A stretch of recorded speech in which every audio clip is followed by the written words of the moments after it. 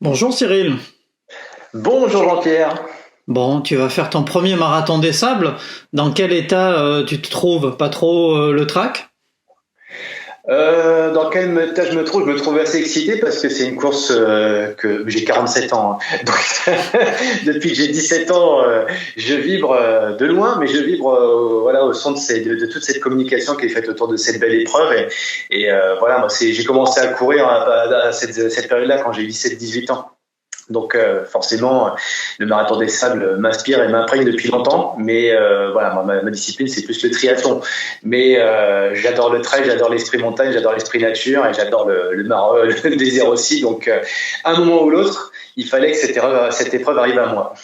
Et qu'est-ce que ça représente justement le marathon des sables pour toi dans ton imaginaire d'enfant de 17 jusqu'à aujourd'hui? Qu'est-ce que ça représente?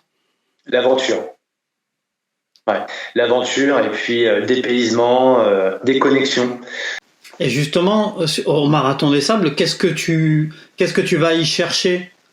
Ouais, ça c'est une question qui me plaît bien parce que c'est un peu l'approche que j'ai pour le sport, qu'on fasse peu importe la distance finalement, c'est une façon d'aller chercher quelque chose, on sait pas toujours quoi, et plus on va loin, ou plus on va au milieu de nulle part, et plus je trouve qu'on va chercher des choses qui sont un petit peu, qui sont pas attendues. Et c'est ce que j'aime dans ces épreuves-là.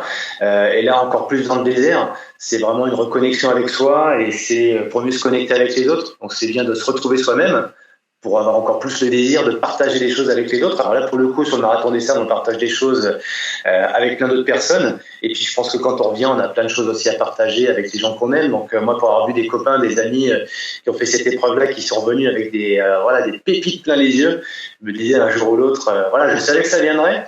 Mais tu sais, ça fait partie de ces épreuves où finalement, tu t'y inscris pas, mais parce que c'est pas le moment. Et là, d'un seul coup, des fois dans la vie, on fait un peu les choses au forceps, on y va et puis on en revient un petit peu déçu des fois. Là, dans cet état d'esprit dans lequel je vais sur le marathon des sables, c'est vraiment l'esprit plein de surprises, avec beaucoup d'envie et d'enthousiasme.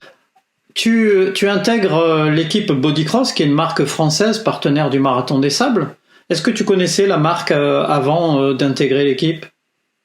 Je connaissais pas la marque Bodycross, du moins je connaissais pas les produits, mais j'avais vu quelques pubs en tout cas. J'avais vu quelques pubs passer, et c'est pas tant la marque Bodycross d'ailleurs qui m'avait interpellé, c'était plus déjà le fait que ce soit français, le fait aussi que ce soit des produits assez innovants de ce que j'avais pu voir en tout cas, et enfin.